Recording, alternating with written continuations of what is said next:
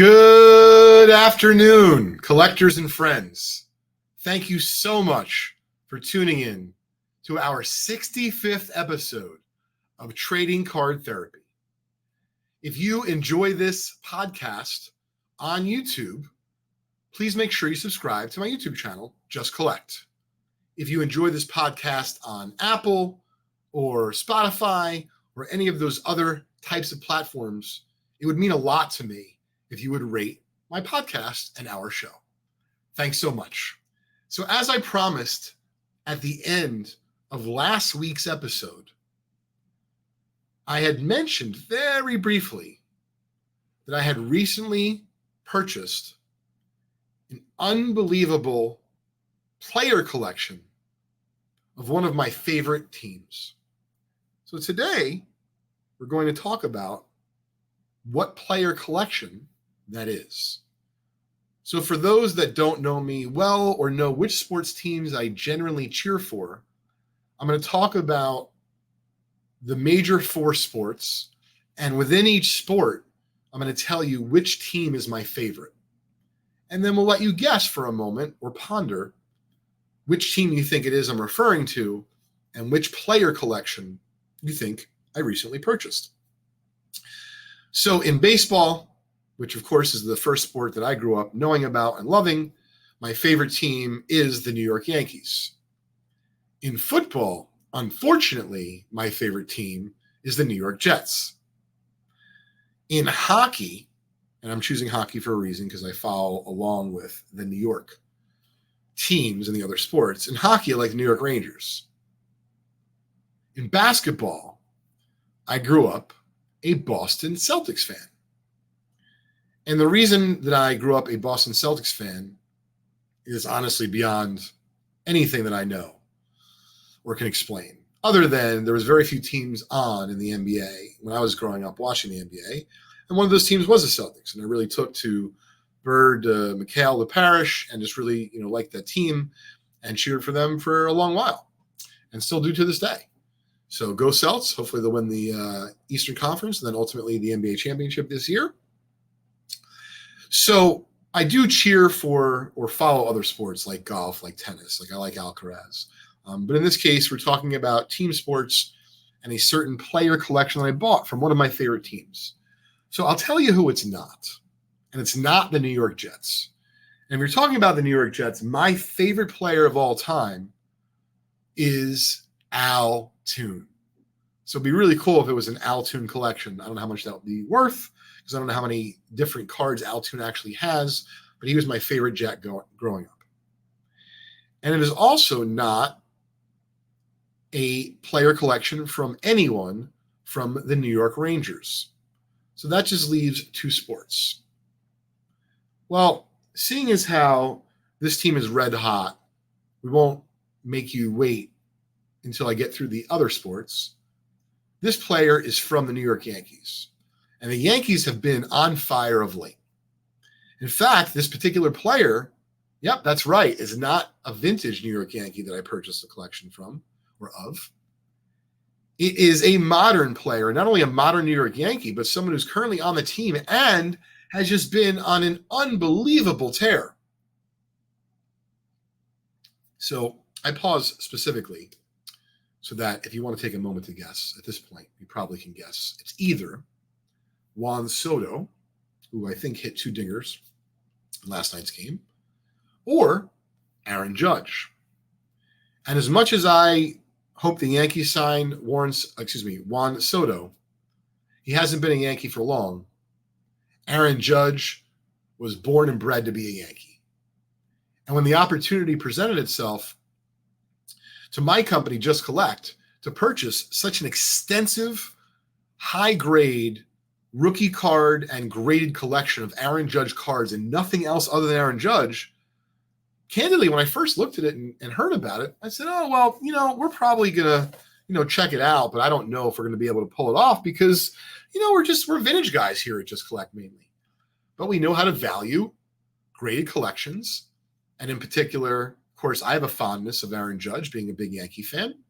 And so I thought, even if I don't get the opportunity to buy this collection I'm going to learn something more about modern cards in the modern market and how to value cards maybe, or even just some of the issues by diving in and getting my hands dirty trying to do the evaluation for this collection. So I did the evaluation along with John from my team and Chris Gilmore, and we came up with what we thought the collection's worth. And then, of course, we had to make an offer as to what we would pay for the collection. So in this particular case, we were able to reach a deal for, I believe, what is about 250 or 300 graded Aaron Judge cards. Now, there's a fair amount of autograph rookies and 2017 rookies that are autographed, as well as just numbered. There's a flawless, there's a national treasures, and then there's just a lot of, whether it be 2017, 2015, or 2018 Aaron Judges that seem to be like they're nice cards. And then I do have some from the Topps Transcendent collection that I thought were super cool. So without further ado, what I'd like to do right now is I'm going to take you through some of the Aaron Judge collection that we had the ability to recently purchase through our company, Just Collect. Now, these folks originally found us through our website, justcollect.com, and they filled out a free appraisal form. Well, here are some of the couple hundred graded highlights.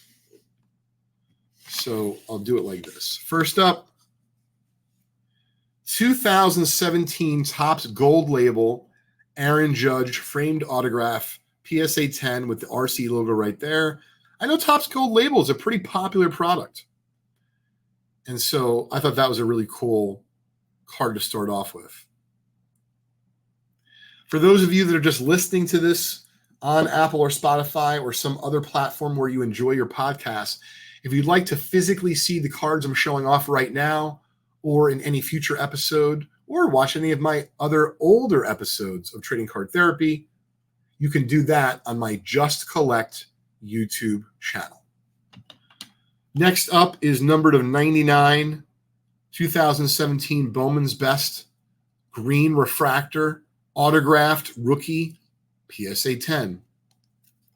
What's incredible about this collection, I believe, I don't want to misspeak, but I believe every PSA card is a PSA 10. I might have left out that detail.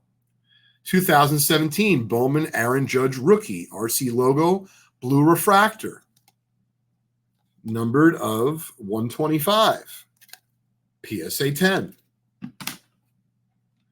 2017 Finest Aaron Judge Blue Wave Refractor, numbered of 25. That's right, PSA 10. 2017 Topps Tier 1 Breakout Auto, the Copper Parallel, numbered of 25. Aaron Judge, on-card rookie auto. This is not an easy card to get a PSA 10 of. Had a really nice selection of Topps Now cards in this collection. Aaron Judge green autograph, numbered of 199. RC logo, PSA 10. One of my favorite cards in the collection, 2017 Topps Triple Threads, numbered of 75. Two color, two pinstripes, on-card auto, rookie logo. Great card. One of my favorite cards in the collection. I might keep this because I grew up. Let me know in the chat if you did. 1987 Topps Baseball and the wood grain borders meant so much to me. Having full 9-pocket sheets of Will Clark and Mike Greenwell and Rafael Palmeiro. And of course, Mark McGuire and Jose Canseco. Here is the 2017 Topps Aaron Judge 1987 Topps Autographs rookie. On-card auto, rookie logo, PSA 10. I like the way that the back even looks like the 1987 Topps card. All right, here's a couple unlicensed cards. And I know the hobbies, it feels very strongly usually one way or the other about unlicensed cards. For this particular case, the next couple are really nice. This is a 2015 Panini National Treasures Aaron Judge Treasured Material numbered of 10, PSA 10, triple color, blue, white, and gray. Now, this is a sticker auto, and I know a lot of folks would like to stay away from those. But the flawless of this Aaron Judge is right on card. 2017 Panini Flawless Aaron Judge Double Rookie Patch Auto Gold, numbered of 10, 10 of 10, triple color.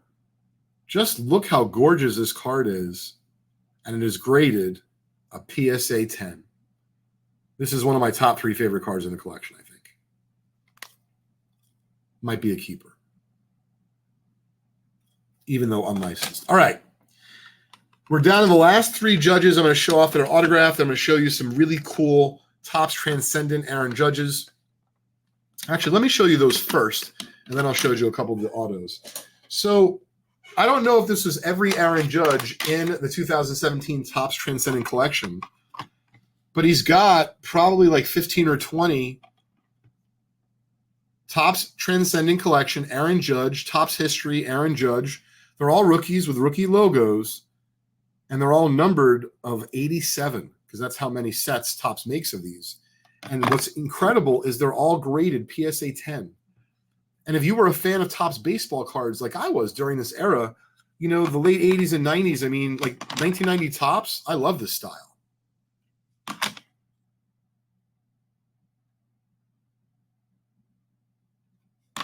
Another 1990 Topps Aaron Judge. Here's a 1994 style Aaron Judge. These are all rookies numbered of 87 from Transcendent Collection. Even like a little bit of a record breaker from 1988 style, or 89 maybe, excuse me. But RC rookie logo on there. And then look, a record breaker. This is 88 style. Number of 87. Who remembers out there buying 1987 and 1988 Topps baseball? If you did, let me know in the comments who you were searching for back then. Or was it the gum? All right, we're down to the last 3 Aaron Judge cards that I'm going to show off today. First one is a 2013 Bowman Chrome Aaron Judge on-card auto blue wave autographed PSA 10 numbered of 50. Okay. Next up, and these are not easy to get in the dual pristine, BGS 10 pristine for the Bowman Chrome draft Aaron Judge card, as well as the auto BGS dual 10. And lastly, probably the best Judge in the collection, a 2013 Bowman Chrome draft purple refractor, numbered of 10, graded BGS 9.5 gem mint, autograph 10. The full story and every card will be mentioned on our blog at blog.justcollect.com. So we recently bought another collection that's kind of like a, mishmash, if you will, of vintage graded. I'm going to show that off to you in just a second. But before I do, I had won this card out of an REA recent auction, maybe a couple auctions ago, and I had not mentioned it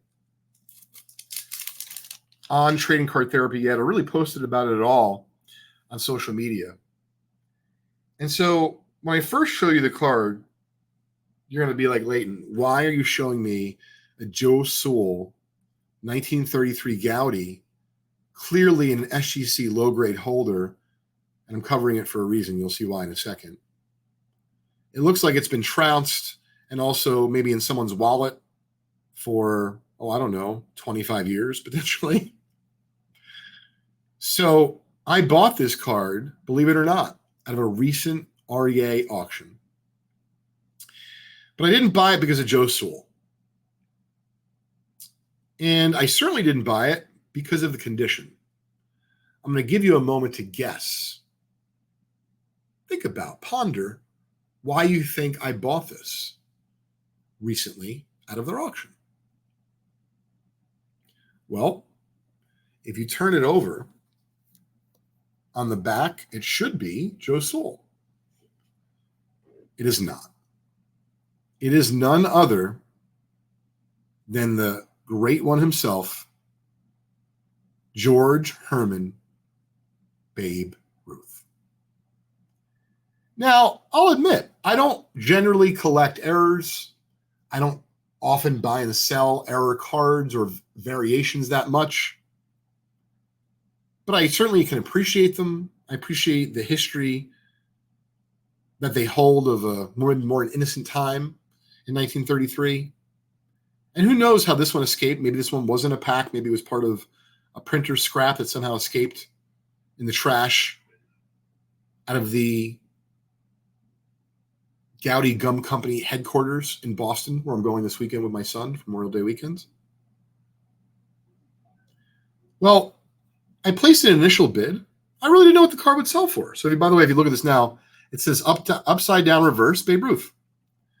So I'm familiar with some of what error cards go for, like the Herrera card out of 58 Topps, which is a real bear, and some of the other famous cards that are error cards throughout the last 50 years. And there's a number of them. Maybe none more famous than the 1989 Fleer Billy Ripken card. Did you have that card growing up, or did you want that card growing up? Because if you heard about it, you definitely were interested in at least seeing it. And for me as a kid, that's really just what I wanted to do, was to see it. But I saw this at their auction, and I'm like, oh my goodness, how cool is this? And I've seen like what some T206 oddities sell for at auction. I actually had that Cy Young T206 portrait miscut that sold years ago to REA for like over $10,000. And, I took advantage when the market was hot to sell it. I think the car would be worth, a little bit less today. But nonetheless, I thought that it would be cool to at least check out. And I placed an initial bid. Well, the final day of the auction comes. I'm like, this thing's still, I thought was relatively inexpensive. So I maybe placed one more bid. And surprisingly, I was able to win this for $660. Now, my question is this extremely overpriced? Meaning, if this is just a Joe Sewell card and it's in a grade of 1, what's this card worth? Oh, I don't know, $25, $20? Or because of the Babe Ruth oddity, and there's just not that many Babe Ruth 1933 Goudey variations like this that are wrong back with Ruth on the back, for $660, including buyer's premium, did I actually get a good deal? I would love to know in the comments what you think and how you feel about it, truly, because I have mixed emotions. But I'd love to hear your thoughts. All right. Last thing I'm going to cover is another collection that I recently purchased. And this one's interesting because we had bought a number of different groups from this individual. And they had contacted us with another group that was good, but it was small. I said, hey, just to save money on shipping, because we're giving them our FedEx number, can we, potentially convince you to sell more cards? If you have them. If you don't, can't get blood from a stone, right? No biggie. Well, he said, in fact, I have a few more. Let me put them together. Let's see what you guys assess them at, meaning appraise them at. And of course, let me know what you would pay. And said, my absolute pleasure. It's my specialty. So without further ado, only because they're just very random, I'm going to run through them with you. I thought you would enjoy seeing what we do, really not 5 days a week, but 7 days a week here at Just Collect. If you want to contact me and sell some of your graded cards, like some of the ones you've either seen here today or in the past, you can always contact me directly via email at Leighton, Leighton at justcollect.com. All right. Here is this stack of cards that we actually just did the video today. We opened the box. We took a quick video because it is a nice group. And we're going to put the video probably up maybe as a YouTube video or YouTube short on our Just Collect YouTube channel. So make sure you subscribe and check it out. It's good content if you like cards. Here's a 52 Burke Ross Yogi Berra in a 4.5. Nicest 4.5 I've ever seen. Jesus Christ. All right, the Scooter. Funny story about the Scooter. I remember listening to him announce the Yankees games when I was, really young, growing up, watching the games with my dad. And I remember, I just couldn't stop laughing. My dad's like, "Wait, do you see what Scooter's doing?" I'm like, "Yeah, Dad, he's calling the game." He's like, "No, look at the screen." He was picking his nose on Channel 11, national public television, or national television, Channel 11. And here he is, featured a very young Scooter. It really looks nice for a 4. Here's another Scooter, 1950 Bowman. Do you prefer the more distinguished black and white? Or do you like the colored? It's not necessarily cartoon looking, but clearly you can see him more clearly on the 48. Which one do you like? Let me know in the chat. All right. Next up, solid. Second year Roberto Clemente PSA 5. When I say solid, I mean, look at this. It's like dead nuts set. Dead nuts centering. So how many of you out there does the centering actually matter? I'm curious if there's some out there that you'd rather just have the sharp corners and you don't care about the centering. Let me know. I'd love to hear. Here's a Beckett 6 of a Koufax. I've long said this. Some Beckett vintage can be okay. I think he got his graded himself. Solid 6. Yogi Berra. Very nice image for a 1.5. Obviously, you can see the issue that is tape remnants. Great image there. 70 top, semi-high, Johnny Bench, PSA 7, couple $100 card. All right, all-time great, Reggie Jackson. Fairly good centering for a PSA 5. As you can see, this collection is all over the board. Mario Lemieux, the order we have them in is the order we value them on the spreadsheet. Always love this card. I actually don't think I have a nice one for my collection. I'm still looking. I'm going to try to get one this year at the National.